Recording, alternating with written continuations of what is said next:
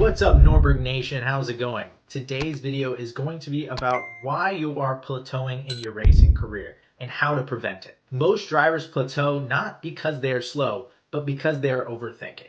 After my years of coaching and driving experience, I've seen the same trend over and over again. Drivers hit their limit not because they're plateauing, but because they're training the wrong way. So in today's video, I'm going to give you 3 tips that will help you not only improve your racing career, but will stop you from plateauing. My first tip to stop plateauing in your racing career is to stop doing data and video review. Now, I know my whole channel is based around data and video review, and I'm somebody that really likes these things. These are super helpful tools that you use in your racing career, but it can also be something that is hindering your progression through the sport. Racing happens in real time.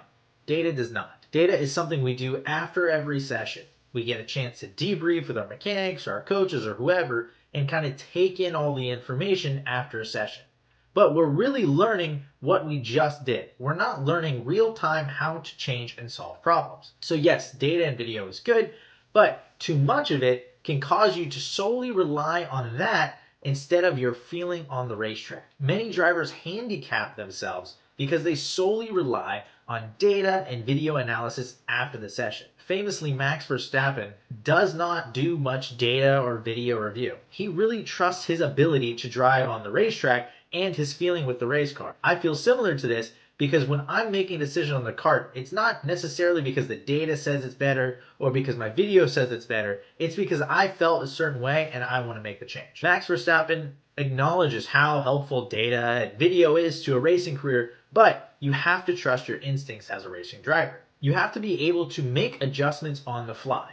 If you're solely relying on your data to tell you what you need to do, you're always going to be one session behind your competitors. And you're going to be one step behind the racetrack development as the day goes on. As racers, our job is not only to analyze our previous mistakes and to fix them, but to anticipate how we can make changes going forward. Growing up, I didn't do much data or video.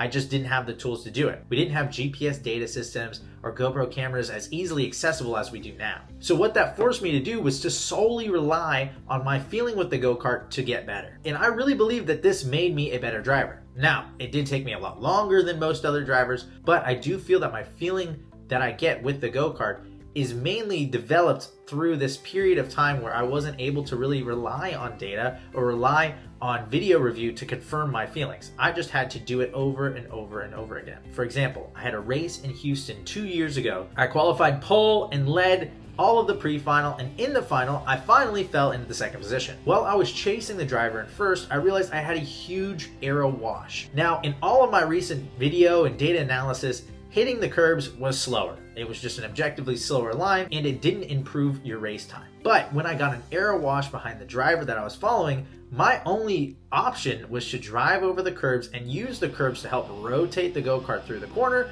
and then I was actually able to stay with the driver in first place. Because I made this adjustment on the fly that was solely based off my feeling, I was able to then get back in the lead and win the race. If it weren't for doing this adjustment, I wasn't going to be able to win the race. I would have stayed behind the driver, probably ate up my front tires, and lost the race. In that moment, I had to make a decision to not rely on the data, not rely on any video review, but to make a call on my own on the racetrack to make sure my race continues to go forward and to limit the plateau that I had in my kart's potential. With that being said, this is how a lot of your career is going to go if you solely rely on the data and video. You have to learn how to feel the go-kart, feel the changes and regulations that there is, feel the difference in the tires, feel the difference in the racetracks, and understand how you can make it better. If you turn off your data or your video and just try to focus on your driving every couple of days, it really will help you grow as a racing driver and will limit the plateauing that you'll see in your career. You'll get a much better feel of the go-kart and you can adapt on the fly faster. My second tip to helping you guys limit plateauing in your racing career is to make your driving style your own. I say this a lot, but if Tiger Woods were to show me how to swing a golf club, there is no possible way that I'll ever be as good as Tiger Woods. Even if he teaches me the exact way he does it, I will not be able to replicate his style because we have different feelings. This is the same in racing. Every driver has a different feeling on the racetrack, and you have to make it your own. Even if another driver drives a very successful way, you can take elements of that, but in the end, it has to be your style. If you notice, every good driver has their style of driving. Yes, they take elements from this driver and some other greats of racing throughout the years, but they have a style that they've made their own because it works for them. When I was in the junior categories of karting, I remember reading a quote from somebody, I forget who it was, but basically he said that in racing, our goal is always to be first. And if he is to copy somebody else's driver, that will make him the second driver to do that. And even if he masters this skill, he's still gonna be the second best driver with those skills. So his conclusion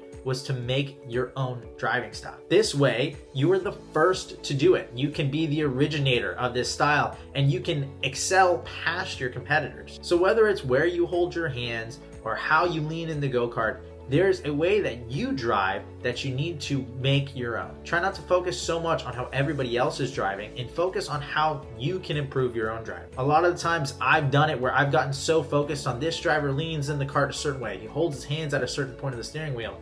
And in the end, I always revert back to what makes sense to me. When I do this, I always end up going faster because I'm comfortable and I can know my limits easier. So if you want to limit plateauing in your career, stop chasing other people's driving styles and focus on building your own. And my third and final tip is to focus on your strengths. Now, in racing, we always are told to fix our problems. If you're not good in deep braking zones, you need to fix that. If you're not good at racing, you need to fix this. If you're not good at qualifying, you need to fix this. Well, all of that is true.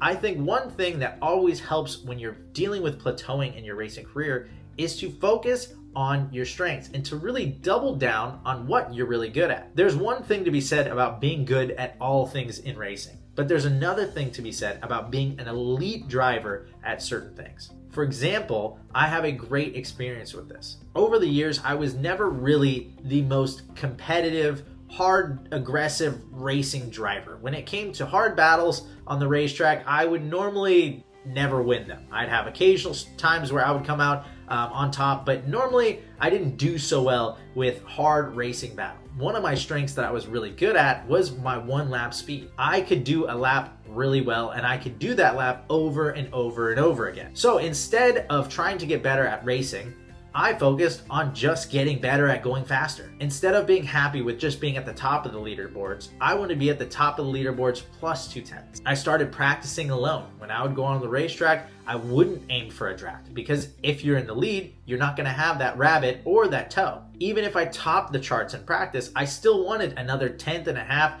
because that's the difference between the driver following and being able to catch you in the toe versus following and not being able to catch you in the draft. And so I did this for years. I would practice alone. I would just double down on raw speed. Go out every session alone, try to make the best setup that works out alone that could just run out front. And this worked. I won way more races leading wire to wire than I did battling to the last lap. Now, have I gotten better at driving and my battling and my racecraft over the years? 100%.